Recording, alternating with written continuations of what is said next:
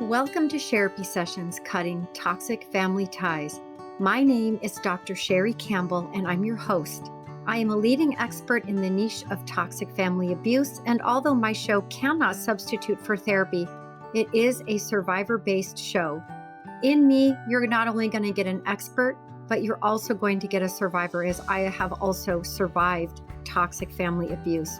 I know how hard it is. The goal I have is to give voice to the voiceless, to provide skills to help you to protect your peace, to stand your solid ground, and to navigate and heal the heartbreaks caused by toxic family.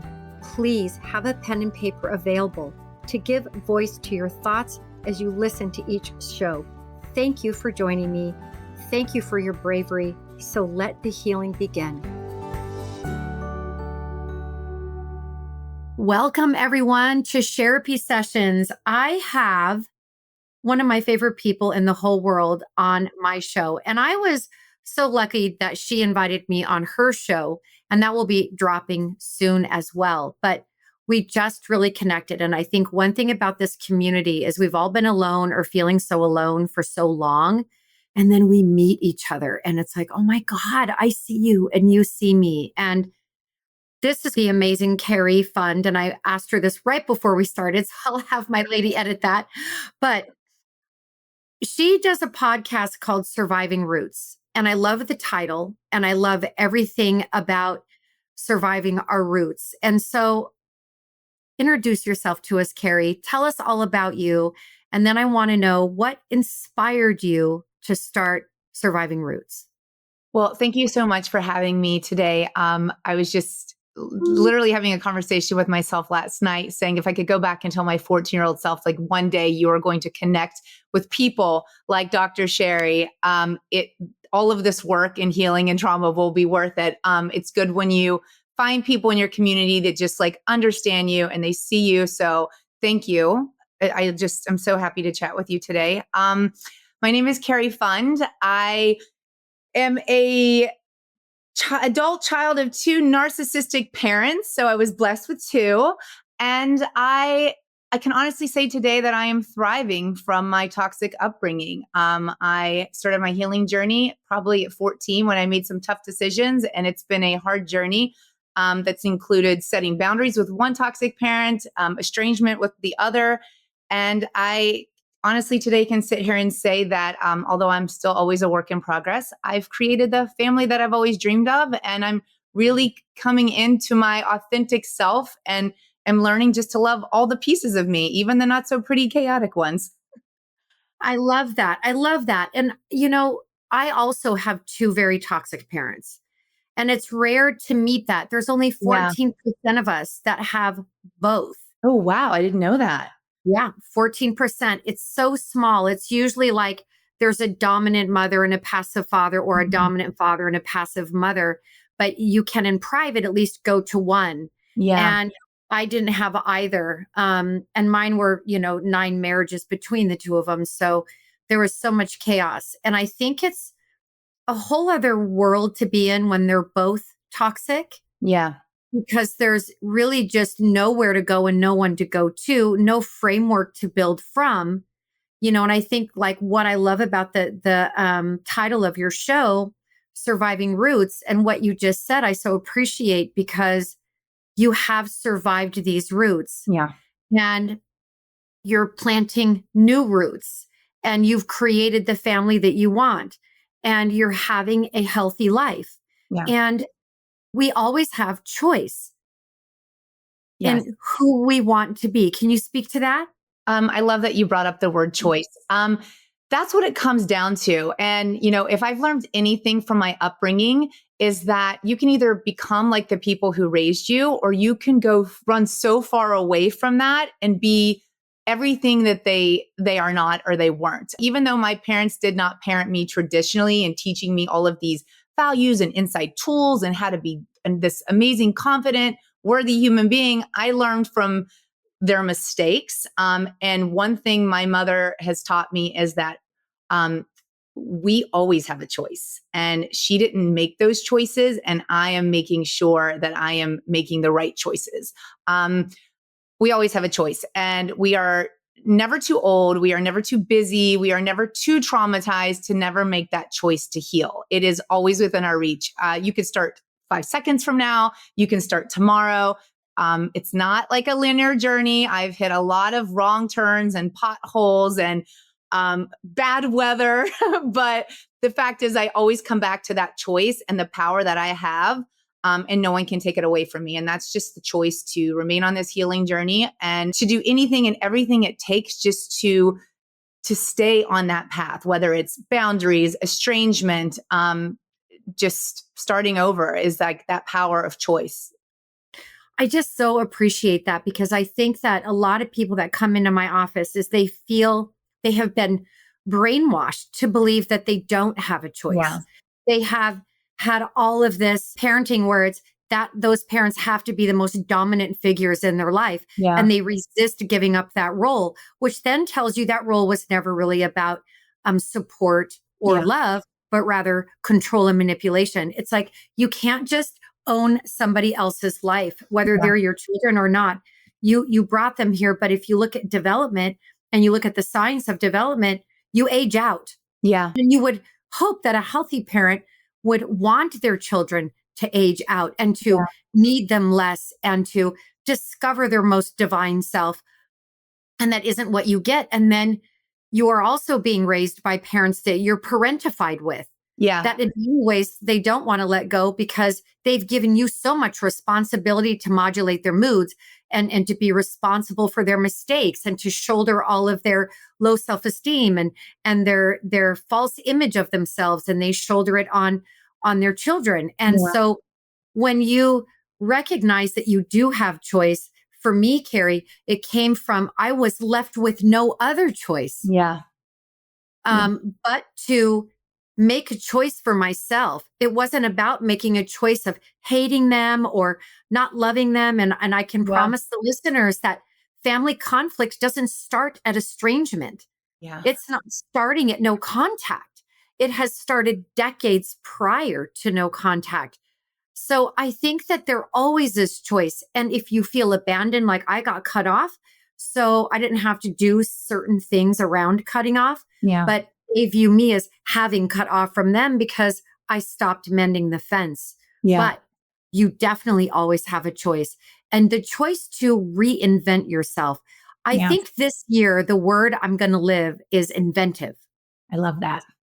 Or imaginative. I'm in between those. The number is going to be a 9, which is about completing an old cycle and starting a new cycle. I just finished writing my new book. So I'm going to be with that. And I'm waiting. I just birthed her, so I got to breastfeed her for a while, get her all the way that she Another is. book baby. It's a book baby. So I think I want to be inventive this year and to let other people know that your life is an invention that you create. And that you can work through and leave behind a lot of the clutter and the trauma that it will always be with you, but it's a wonderful teacher. Yeah. I have found that my trauma is one of my best teachers. What do you think of that? Do you use your trauma in that way? Because I use it for growth.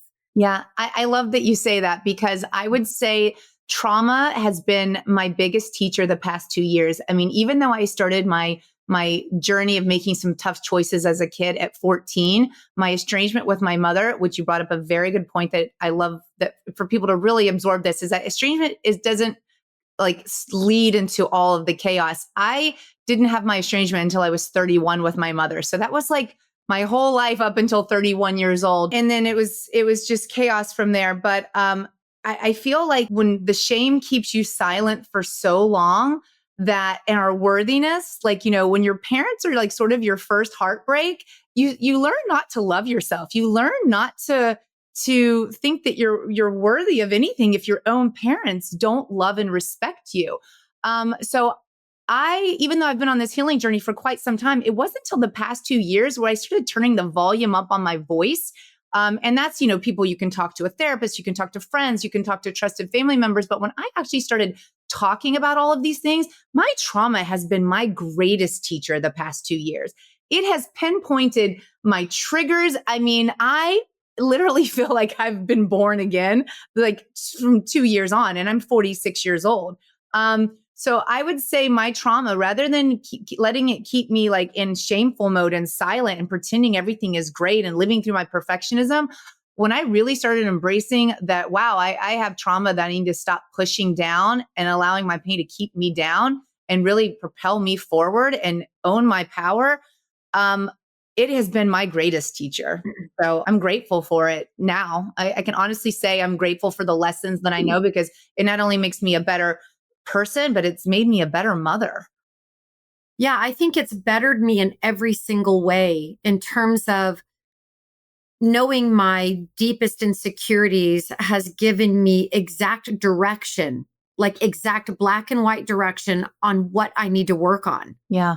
So instead of being embarrassed about my insecurities or ashamed of them or my mistakes or whatever, Wow. I learn, not only do I learn about a lot about myself, but I also learn a lot about the people in my life, Yeah. right? We should all be able to make mistakes in this life, in our relationships, and be able to work through those depending on the levels of betrayal. But whenever I get into that situation, I really go inside and I think, what could I have done better without perfectionizing Yeah. myself? But what can I have done better? And I'll take that as a note. And then also, do I feel safe around this person? Yeah. Am I safe around this person? What does my body tell me? And I totally agree, Carrie, that when your own parents don't love you, I used to be so offended when people would be like, you just need to love yourself. I'm like, I only don't even, okay. Like, I don't even know what that is. So, I mean, thanks. Yeah. Um, like, Oh, how do we know that we're lovable is by how our parents love yeah. us. So I always think about, I want to love myself as if I were my own child. Yeah. And I did that prior to having a child because I had a child kind of later. I was 33. I cut off at 45.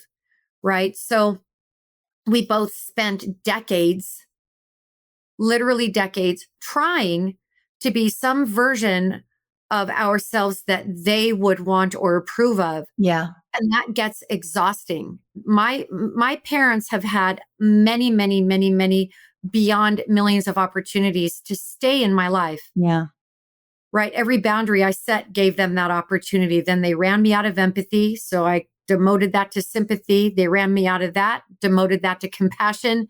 They ran me out of that, and now I just pity. It's sad. Yeah. There's no hate, there's no retaliation, there's no revenge. But it's sad because I just pity that they're still in this bitterness and this hate storm of revenge that they curry favor to. And I feel free. Yeah. It's, I feel free. And I call the cutting off time for me, because you mentioned rebirth. I was cut off in June, and I call that day my rebirth day. oh, really? Yeah. Yeah. It's what it feels like. I mean, I cannot explain the freedom and just how, and it's over time, all of these things just dissolved over time, but it's like, I just feel so free. I don't know. I get it. You're What do you're you think losing the about, weight. yes. What do you think about indifference? I have found a feeling of indifference to them to be extremely liberating, Yeah. because I love them. Yeah. I don't want bad things going on for them. But I have found in my life, and this now even goes into my friendships, I really have to like someone more than I love them. I feel like love is like the liver, it just Yeah. regenerates. Yeah. But liking someone and respecting someone is so much deeper for me. Yes. I can say that no matter how much my parents have failed me, just as the person that I am, I have love for my mother. I do. I wish her the healing that she needs, because it's sad that she robbed herself of this life she could have had, the family she could have had, the grandchildren No. relationships.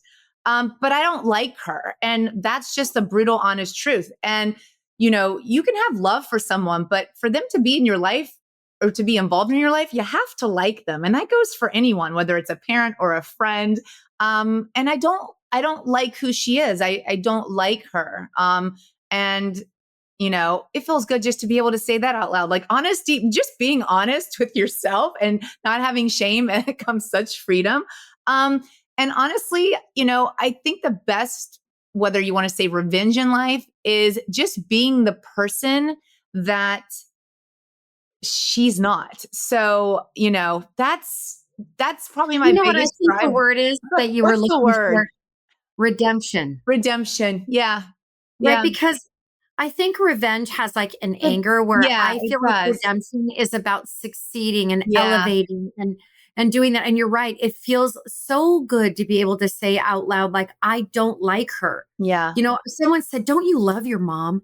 Yeah. I said, "I do. Yeah. I genuinely do, but I don't like her. I can't stand her. Yeah. I don't have people in my life that I don't like." Yeah. Well, yes, I love her. She's my mom. I'm glad that she brought me here now. That Yeah. took a long time to be thankful for. But now, because I've turned my predators to a purpose, Yeah. she's an adult child. She's a toxic adult child. Yeah. That's who raised me. And she is missing the point of being here in this life. Yeah. But listen, that's her soul contract. That's Yeah. whatever she's done for her life. And that's where she chooses to be. I want to try something on with you because Okay. this is something for me that Mhm. I have talked about in a lot of my books. But I totally believe that my mom chooses to be toxic. Yes. She knows better. And I know that because I've told her how to be better because I've read every book and I thought, oh, I understand it. And now I'll tell her and she'll understand it. We'll Yeah. have like this moment. No. So that was cute. Um, it was so cute.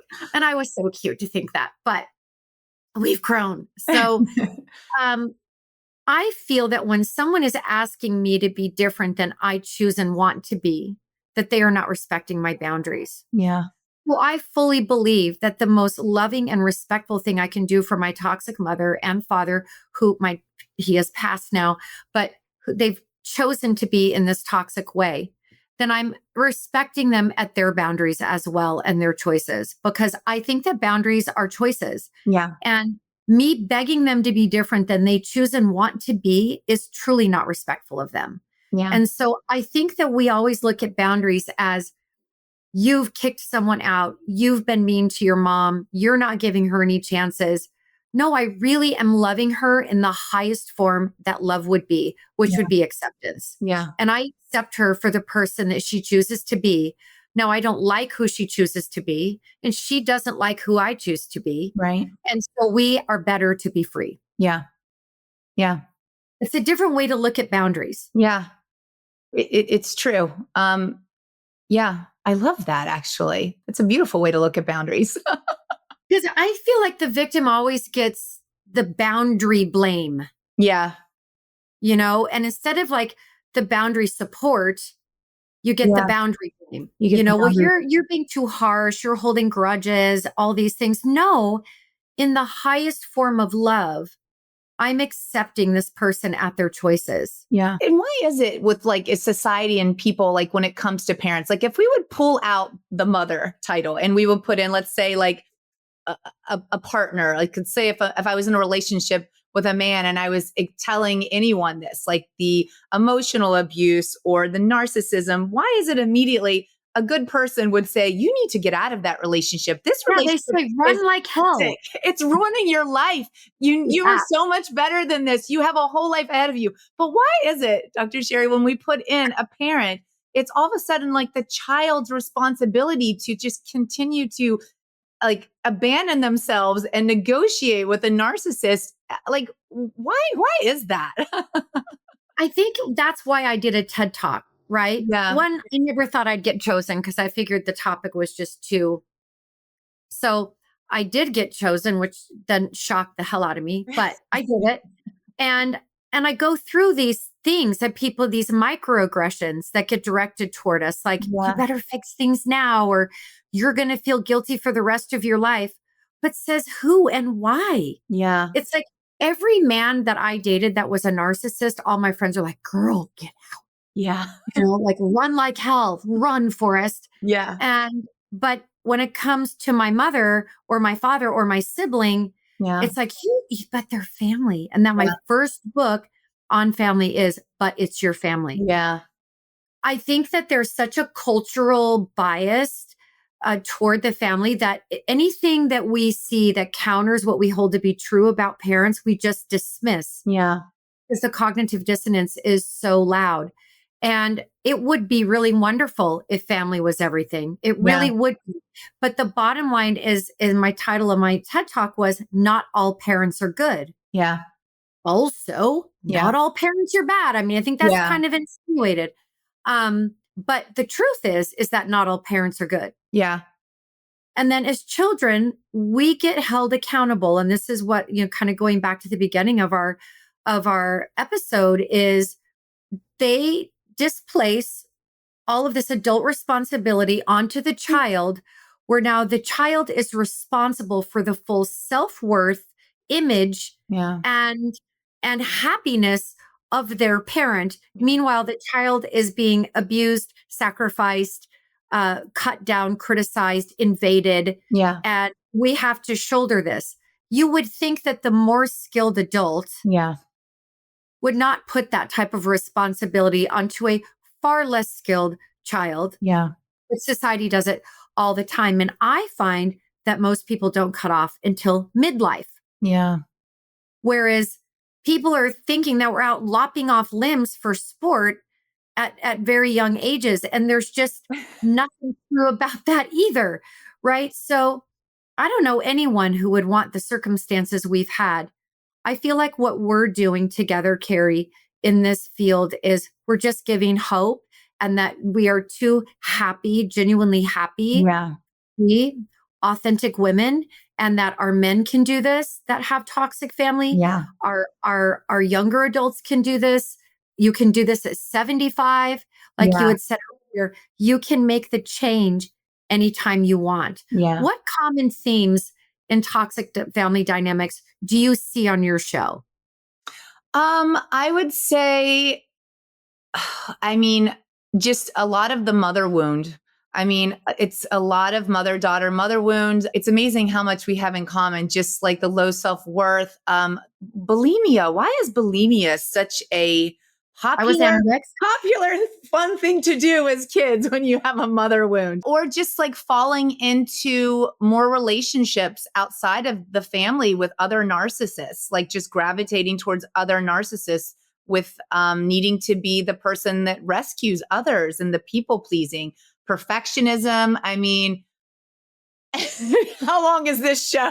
We could go on and on. It's just occurring to me, this kind of happened on your show with me too. Like we were making the list. I mean, I think I'm going to get a pen and start making a list. You mentioned eating disorders, right? Yeah. And with the mother wound. And I was anorexic. Thank you, God, that I'm terrified to vomit. Like I'd actually be rather stabbed in my face than vomit. I'm so scared of it. But I would purge through exercise. Yeah. So, but I would starve myself. I had an extra rice cake, then I'd have to go, run 5 miles or whatnot. But for me, I did become clear on why. And I still struggle like with food in general. It's kind of like a frenemy. Yeah. The way that my brain works in a calculator fashion, and the way that I was taught to really be very critical of my body, is all still there. And I've never successfully healed that. So I continue to travel with it and try to see the gifts in it. But the one thing that being anorexic did is it took away my mother's power to make me a good girl or a bad girl. Yeah. Now Fat Grams did it. Yeah. So I also sort of disappeared into this world of math, because back when you meant 53. So back then the fat-free phase was the thing. Oh, I remember course, that phase. It was all man-made chemical stuff, but I was like, the rubber cheese. I had OCD behaviors around food. Well, why do so many of us survivors have these OCD things where we worry about the stove, or if the alarm is turned on? Is that a thing? I check it every night before I go to sleep. Even if I'm in bed, I'm like, something about the stove, and I have to go and check all the knobs still. Yes. Yes, oh it's my a gosh. thing. So is arming your house, your alarm clock, all of these things. And my theory on why that is we had no control over the emotional environment. Yeah. So we could control things we could see. Okay. Wow. And that is something like when we think about like an object relations theory type of thing, is we transferred power of ours onto something we could manage, Okay. and that could bring us a sense of safety. Like, well, my mom might have lit me on fire, but at least the house won't burn down. Yeah. Yeah. Not that we're thinking that, but it was all my OCD things were like, even now I have to sleep a certain way with pillows. Yeah. Things have to be set up like a very certain way. And I have white noise on, and I have it all has to be very perfect for me to Yeah. sleep. And I think it's just I never felt safe. Yeah. I never felt safe. And I think that's why so many of us do the OCD stuff. And I agree with you, Carrie. I think the mother wound comes up far more often for me than the father wound. And I have a toxic father and a toxic mother. And she's so much more hurtful. Yeah. He was far more physically abusive and tyrannical and super scary. And then Jekyll Hyde, like then the funniest dad you could ever have. And Yeah. then he'd be a monster. So, but she was vicious. Yeah. She is vicious. Yeah. And I think a mom for either sex just is a mom. There's a different thing about the mom. Yeah. And the most hateful, crude, scary person in social media for me is a toxic mom. I think, for me as a child, I feel like, you have this sense of this entitlement that like we all deserve amazing moms. But the fact of the matter is that we all don't get amazing moms. So I think when we let go of that, I think there's a lot of power in that. And that also, bad moms can have great kids. I had to end up teaching myself that is that Yes. bad moms can have freaking fantastic children. And it's going to be okay. You just have to make the choice. And I think a lot of that, sort of rewording things in my mind and relabeling things, has really allowed me to get past a lot of these things. Tell us more about that, because I love that. Tell us more about renaming and relabeling things for positive. I do the same thing, but I love how you articulated that. Yeah, I mean, I started taking off the labels that she put on me so much. I was so labeled like cold and unworthy and unlovable. And I honestly just started just realizing, once I realized that like I don't need her validation, or I don't need to have an amazing mom to be an amazing woman or my own mother one day. I just started like dissolving a lot of that stuff. You know what else really helped me is that she comes from a big family. So I was in contact with a lot of her sisters still. And even though I was the black sheep and the outcast, I made some big decisions at 14. My parents have always been divorced. I've never really known them like married, living in the same house. And we would always go see my dad for the summertime. And at 14, when we went to go visit him one summer, I decided never to go back. So it really created a shift, because now I also became an enemy, like my father to her. I was also part of the blame of, well, now you're a part of, it's because of you. You took your brother away from me. You ruined my life. It's all of your fault. So I think from 14 to 31, I lived with that guilt. Our relationship continued, but it always came down to this conversation of what I did to her. Still to this day, she never asked me once why I never came home that summer. It just didn't matter, because I just God. never once thought, why wouldn't you want to go? I mean, now as a mother, because it's not like adult to child anymore or woman to woman, I'm a mother now. And even though she doesn't know me as a mother, the first thing I would ask if my daughter didn't want to come back home is why? What can I do? I don't care if I did nothing, and if it wasn't my fault, I would accept blame for anything. I don't care. I would want my child to come home. But I think that's really what led to the estrangement, is that at some point, if it was God, my intuition, or whatever, the universe, something whispered inside me that, you cannot heal in the same environment that keeps hurting you and pushing you down. You cannot have any of these things. A happy relationship with a man, because she'll do everything to tell me how bad, men are.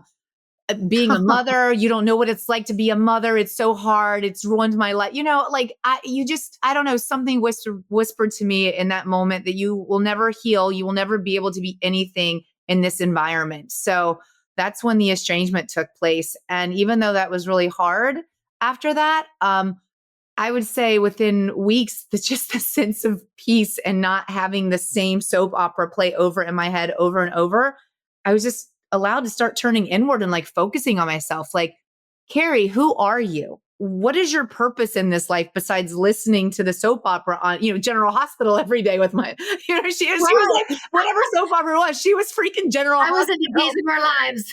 Days of Our Lives. Like, who are you? Who do you want to be? Realizing what I'm capable of, like estrangement it led to my empowerment, and I have no regrets. Yeah.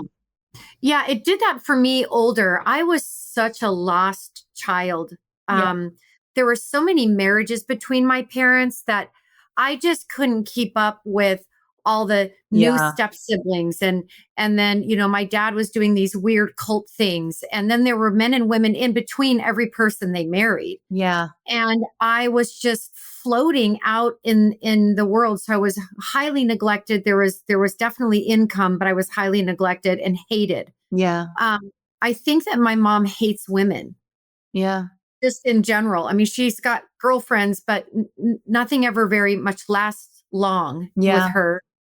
She's got a very pristine image, but I came home to really a home devil. I mean, this woman hated me, and then she would look at me and say, "You hate me." Yeah.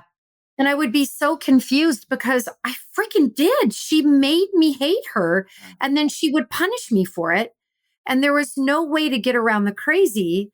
And I have one aunt. Yeah. I have no cousins. I've got no one. I've got one aunt. They've all cut me off. But I feel like I would have been such a broken, lost version of myself forever. Yeah. Had I not gotten away, had I stopped mending the fence. Because the game in my family, as my listeners know, is to silence me and then make me beg back. Yeah. Right. But what I've realized over the course of my life is that it's always been her. It's not me. When I was too young, I didn't even have the brain development to understand what the game was. Yeah. I didn't know what baited abuse was. I didn't know what borderline was, or histrionic or dependent or amoral. I didn't know those things at all. And I'm just getting mad because the plane's going down and I'm reacting. And then she's like, "Oh my God, you're reacting." As if so dramatic. Right? Like as if the problem started at my reaction. And I'm like, so I believed for a very long time that I was just a very mean, selfish, cruel daughter. Yeah. And she loved that. She loved that. There were looks on her face that I would see that she knew that she just had me where she wanted me. Yeah. So getting out from under all of that chaos, especially in midlife when I'd had my child, and I have such a remarkable, beautiful, honest, open relationship. And it's really been her and me since she was about 3. So it's been this sort of beautiful journey where I feel like I was given this amazing gift of this angel baby to, in some ways, balance out all the trauma. Yeah. And that I was given the gift of writing. I healed through my hands. And I had paper parents. And I sought information, and that information was really healing. And one thing I've learned, Carrie, is that because they don't want to self-reflect, they don't want to own their own insecurities, their own baggage, their own wounds, and their own trauma, they stay very regressed and they stay very tantrumy and young, but they want us to handle all of it. It's like they almost had children to be like, "Cool, now I can displace all this crap onto you and I can go ahead and live on. And by the way, you're responsible for all of it." Yeah. Right? And then they never have to look. And this is why they never get better. Yeah. Because people are like, "Can they change?"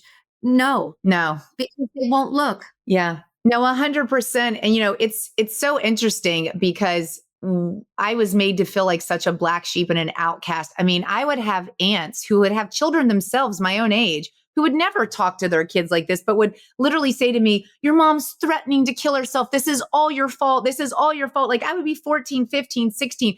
I can't imagine saying those things to a child, like putting all this blame. But disgusting. Disgusting. But you know what the most ironic thing is that I haven't spoken to some of those aunts since I was a teenager. And then with the estrangement, a lot of them really just, played my mother's game. Yeah. I hear what's happened in our family. And my mom, they're all seeing what's happening now. They're all getting a taste of what she did to me. She's going through sisters, through like days of the week. In fact, the one of them who was even like so mean to me, the things that she would say to me, recently died of cancer. And my mom didn't even show up to her funeral. And this was a sister that supported her through all of this drama. Didn't even go to her sister's own funeral because she just couldn't handle it. It was too painful for her. And I'm like, my mom can't even stand not to be the center of attention and go grieve her sister that was battling ovarian cancer, because nothing is bigger or more painful than my mother's pain.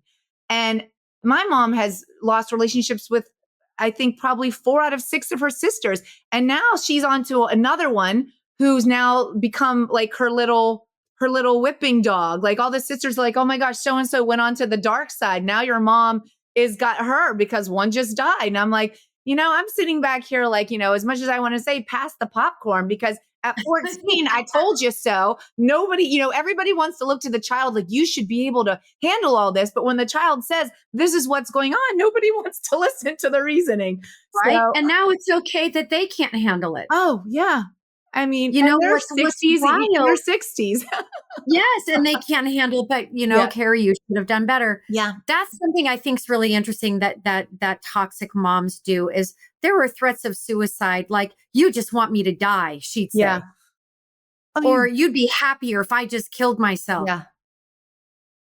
And you're so young and you're like, oh my God, I'm so bad. If this is being said to me, or my mom thinks I would want that, I must be horrible. So, it's so twisted what happens. I think my mom's sister was actually her first black sheep. Yeah. Then I replaced her. Then I got out and someone else replaced me. I don't want to say who that is because she can tell her own story. Yeah. But when she gets out, they have to have a scapegoat, because sick families have to have someone to dump on. Yeah. Right. And she's very enmeshed with my sibling, and they keep each other's secrets, which is really sick. But I look at all of it, and like you said, pass the popcorn. I'm like, I view it like I'm sitting on my porch with a glass of wine. I got some popcorn. They're out in the cul-de-sac. 8.5 years later, the crowd has dwindled, but they're still marching in their revenge storm. And I just think, dang, it is hot out there. Yeah. Probably need some water. It's so sad they don't have any. I'm like, yeah. And they all have a choice. They all have a choice not to tolerate the narcissism and the behavior. And I feel like when you watch the wasted energy. Oh God. That is where, when I lost respect, I lost like. Yeah. If I can't respect you, I can't like you. Yeah. Because my body will tell me like there's something so icky, scary, wrong, unsafe about this person. Yeah. Right. That I have no desire now to even, keep going in the cul-de-sac. You get in your steps in it. I mean, you go, but I'm going to still live here. And now when I see them, that's haunting me from the background, I'm like, okay, but it doesn't take me out anymore. It used to just take me out. And I can't believe the things that were said to you at that age. They was said direct to me from my mom, but anyone saying it to you it's just so wrong, and I've noticed too that people in private have reached out to me about my mom. Yeah. And validated certain aspects of her personality. And I've always felt very unsafe in that situation, although the validation felt good. Yeah. But because they're still in some kind of contact with her, I'm just like, I just take the high road. Like, well, I appreciate you letting me know. And, I wish you well in your relationship with her. And hopefully one day in her life, she'll turn it around. And I just keep it very high level. Yeah. Then I go to my journal. I'm like, I got validated because when you grow up never validated, you literally grow up where being seen feels unsafe. Yeah. It's so because you're never validated, So I feel like one thing I see in your social media a lot, and I just have a question about this. You call yourself a recovering helicopter mom.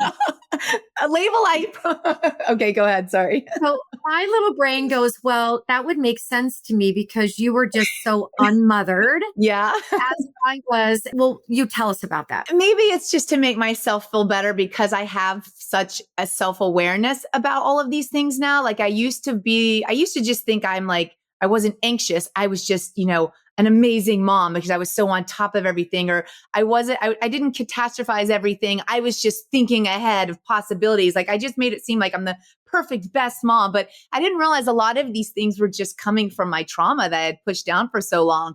And always living with my shoulders up, like in fight or flight. And so I've always been, I have my oldest child is 10. So I've always been this helicopter parent. And so for the past 2 years, with all of this work that I've just been doing and really increasing my self-awareness, I like to say that I'm a recovering helicopter mom because, excluding things like, Halloween and trick-or-treating, I was a total basket case, a total helicopter mom the entire evening. Am learning to let go and give myself the space and my children the space that they need because it is healthier for both of us. But I do like to poke fun at myself a bit. I do call myself a recovering helicopter mom because I'm hovering more little by little from a distance. But I love that. And I think our kids need us more. Yeah. My daughter's 20. So, and I still like if she's going to walk our dogs at night, I make her call me. Yeah. Because it's dark and she's by herself. Yeah. So I would like to know if someone comes and steals her that I have her location, Yeah. So I have Life 360.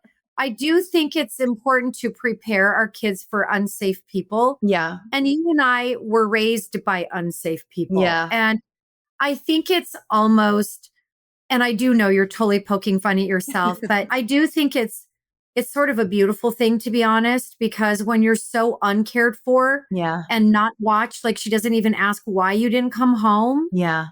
That's so heartbreaking. When I hear you say it, I'm like, who wouldn't ask? I would be knocking on the door like, I'll offer anything. Want to go to therapy? What do you do? I want to repair this. I'm here. I'm here for it. I'll pay for it. I'll sign it up.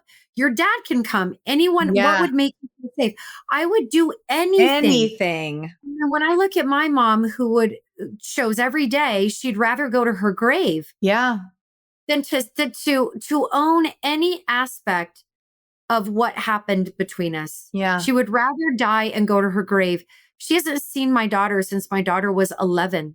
Wow. And I have this beautiful angel baby. Yeah. Going to college, succeeding. She's kind. One of her college professors just wished her a happy birthday. I'm like, wow, gosh, you're so magical. And she's missing everything by her choice. Yeah. By her choice. And so I feel like when we have kids, we from our trauma learned a lot. Yeah. And we probably can be overboard in certain areas, but you're already aware. Yeah. I'm aware. But if you don't think my daughter's walking around with pepper spray and some war materials, absolutely she is. People put fentanyl in people's cars now. I'm like, I will be in that club with you of helicopter mom, because I feel that you cannot give your kid too much love. Yeah. You cannot give them too much support emotionally or too many compliments. 100%. I think you can give your kids too many things and too little of your time, your love and your attention. And then you're going to get a toxic adult child. Yeah. I do feel like when it comes to love, support, listen, when my daughter is 50, let's say that something bad happens to her, I'm her mom. Yeah. I don't care how old she is, how old I am. I will come. I will be her mommy. I will help her. I will support her because that's the commitment that I made. Yeah. She comes first. I come second. Yeah. I don't own the property to her life. At some point, I'm not even a co-signer because she's going to take over for herself. And I feel like we're preparing our kids for that. Yeah. And you can have a healthy family. Yeah. And I just celebrate you. I celebrate everything about you. I just love what you've done. Follow her on social media, y'all. She is so funny. That's so amazing. and I do think that there is just so much hope. There is. There's so much hope. Right. that you have so much more power than you think you have, that your insecurities are guideposts. Yeah. So I do think there's all kinds of ways. Are we going to be recovering forever? Yes, but recovering and renovating, Yeah. Oh, I love that. right? We're Yes. going to be recovering and renovating always, Always. because I feel like our whole journey is about Yeah. reclaiming home within this body, in giving home to other bodies, and also the people we love, our followers, our listeners, Yeah. that we're providing a sense of what home can be like and that how you can create it. Yeah. What's one thing that you think, or you can list more than one? That's an awful lot of pressure out. What are the things that you do on a daily that sort of keep you renovating? Um, Honestly, for myself, I would just say I take moments in time. So like if my day with my kids starts waking them up at 7 a.m., I get up like at 5:30. I go to bed very early, so I get my 8 hours of sleep. But I would just say like little things of self-care, like um having space away from toxic people has really fueled my healing journey. So I make moments every morning to have space to, whether it's meditate or just sit in silence and like hold my dog and drink coffee, just those moments of silence. I also am grateful for so many things. So every morning I just make a mental list. I just say that almost the same five things every day that I'm just grateful for. And that is my family, our health, because, without health, Mm, we have nothing, like if you yes. wake up every morning and you have your health, I mean, that's an amazing day. Yeah.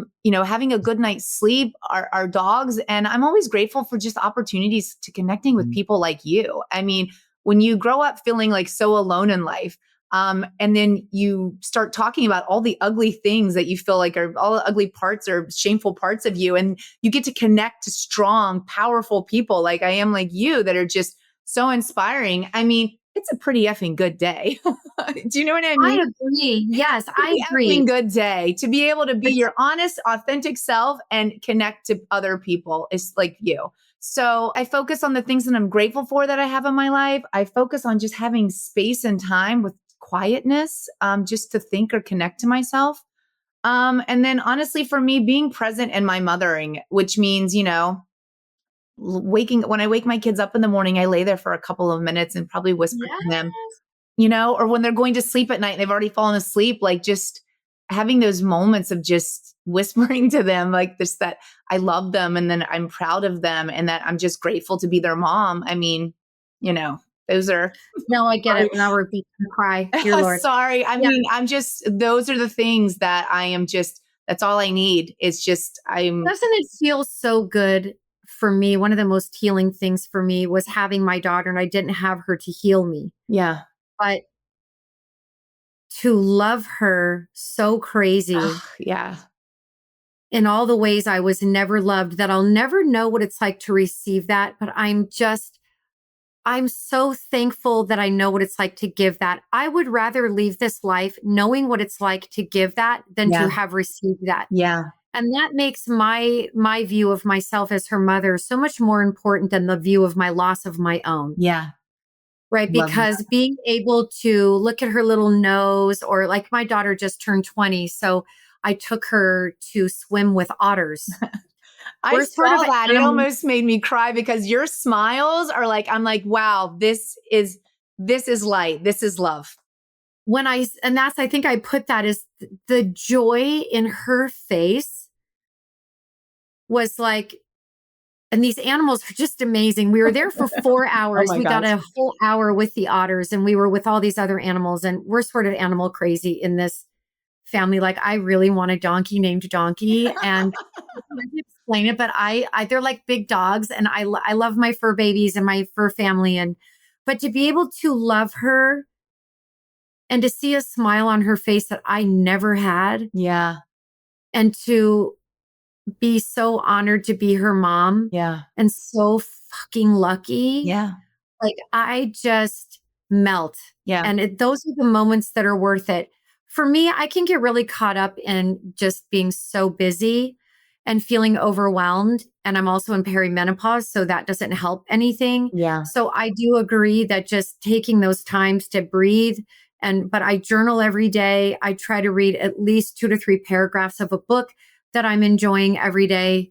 But I also value playing a game on my phone Yeah. sometimes, just not thinking, but getting outside, playing tennis, Yeah. feeling my power. And I also love the idea that, like, when I think of working out, because it's much harder at my age with what I'm going through in my body, and understanding the leaning out of all the reproductive neurons in my brain, that is what's happening, that I'm becoming less focused on others and more focused on myself and repurposing and all of those things. Is I don't have to work out. I get to. Yeah. I don't have to eat healthy. I get You to. get to.